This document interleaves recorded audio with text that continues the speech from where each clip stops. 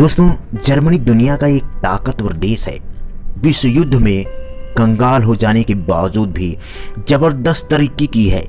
इसकी ताकत के पीछे इसके नागरिकों की देशभक्ति और मेहनत, जो मुश्किलों में भी मुस्कुराना जानते हैं और लड़ने मारने में भी किसी से पीछे नहीं रहते। दोस्तों, जर्मनी ने इंजीनियरिंग की दिशा बदल कर रख दी है और वह आज का कार निर्माण से लेकर कलपुर्जों के निर्माण में अमेरिका की सहायता कर रहा है।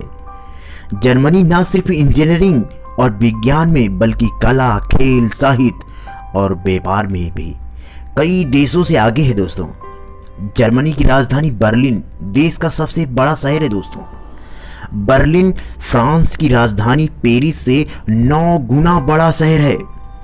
8 करोड़ 20 लाख की जनसंख्या वाली जर्मनी यूरोप का सबसे ज्यादा आबादी वाला देश है। दोस्तों, तुलना के लिए बता दें कि 2011 में हमारे आंध्र प्रदेश और तेलंगाना राज्य की आबादी 8 करोड़ 40 लाख से ज्यादा है।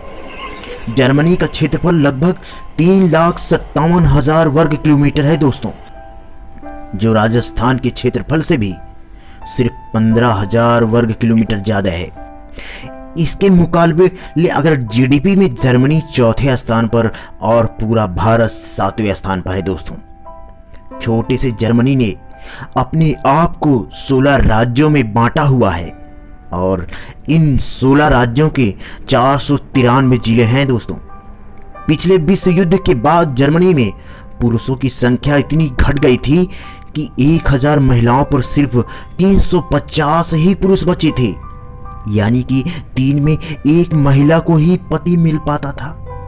दूसरे विश्व युद्ध के दौरान रूस की रेड आर्मी ने जर्मनी की 13 से 70 साल की लगभग 20 लाख महिलाओं को रोक किया था। दोस्तों, जर्मनी में हर साल 5,500 ऐसे बम लिए जाते हैं जिनका उपयोग दूसरे विश्व युद्ध में होना था। इन बमों के बरामद होने के बाद इन्हें डिफ्यूज कर दिया जाता है। फंटा कोल्ड ड्रिंक दूसरे विश्व युद्ध के दौरान जर्मनी में बनाया गया था। दोस्तों, यह इसलिए बनाया गया था क्योंकि इस समय का popular cold drink Coca Cola Germany के विरोधी देशों में बनाया जाता था, जहां से इसे आयात करना मुश्किल था। हिटलर अपनी सेना को सम्मान देने के लिए दोस्तों खास तरह से सैल्यूट मारता था, जिसे नाजी सैल्यूट कहते हैं। अगर वर्तमान जर्मनी में कोई नाजी सैल्यूट मारता पकड़ा जाता है, भले ही मजाकी तौर पर हो, पर उसे 3 साल की कैद हो सकती है। दोस्तों, दूसरे विश्व युद्ध के बाद जर्मनी के 2 हिस्से हो गए थे। राजधानी बर्लिन से के बीचों बीच एक विशाल दीवार बना दी गई थी जो देश के दोनों हिस्से को अलग करती थी।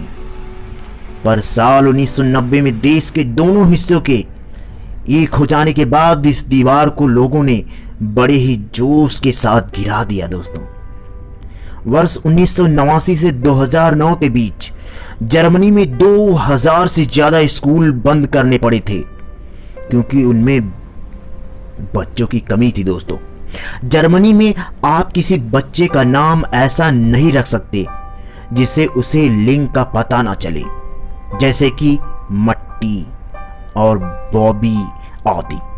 जर्मनी हर साल जितना पैसा अपने रक्षा बजट पर खर्च करता है, अमेरिका के लोग उससे ज्यादा अपने पालतू जानवरों पर खर्च कर देते हैं। दोस्तों, साल 2014 से जर्मनी में सभी कॉलेजों के छात्रों की फीस को माफ कर दिया गया था।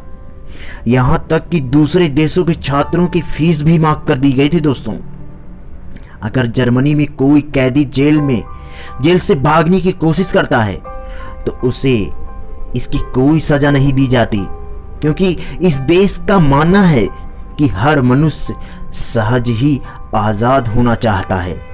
जर्मनी में पहली मैगजीन आज से 350 साल पहले सन 1663 में प्रकाशित हुई थी। दोस्तों, जर्मनी में जब आप किसी को फोन लगाते हैं तो वो हेलो की बजाय अपना नाम बताकर बातचीत की शुरुआत करता है।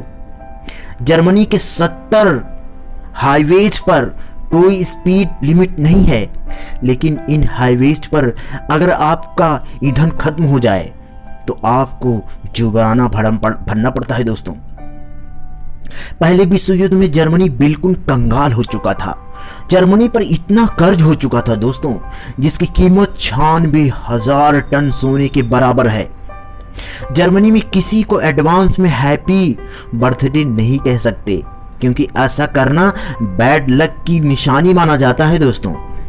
जर्मनी की सेना अपने अधिकारियों के आज्ञा मानने से इनकार कर सकती है अगर उसे लगता है कि उन्हें सौंपा गया काम इंसानियत के खिलाफ है।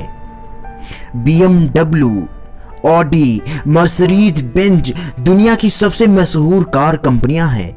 ये सभी कंपनियां जर्मनी के हैं दोस्तों। YouTube के 1000 सबसे पॉपुलर वीडियोज में से 61% को जर्मनी में ब्लॉक कर दिया गया है। ब्लॉक की गई सभी वीडियो गाने की है दोस्तों। इसके पीछे जर्मनी की संस्था गेमा का तर्क है कि उनके देश में उस कंटेंट को दिखाने की अनुमति नहीं है जिसकी रॉयल्टी उसके राइटर को ना मिले। इसका सीधा सा मतलब है कि गाने के लेखक को कंटेंट से होने वाली लगातार कमाई में से भी हिस्सा मिलता रहना चाहिए। क्या आपको जर्मनी का यह कानून सही लगता है दोस्तों?